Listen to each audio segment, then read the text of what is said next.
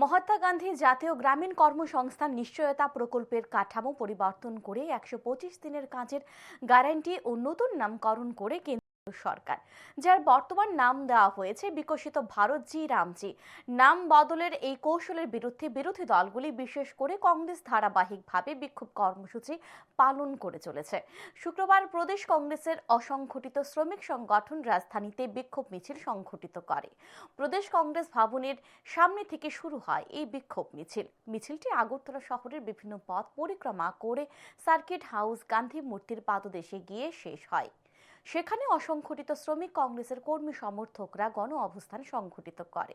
এক সাক্ষাৎকারে অসংগঠিত শ্রমিক সংগঠনের চেয়ারম্যান শান্তনু পাল এই দিনের বিক্ষোভ কর্মসূচির বিষয়ে বিস্তারিত তুলে ধরেন।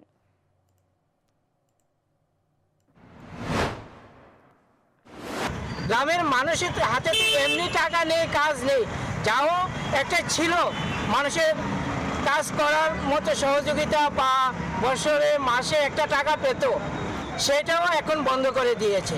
সেটা নিয়ে আজকের এই আমাদের মূল প্রোগ্রামটা।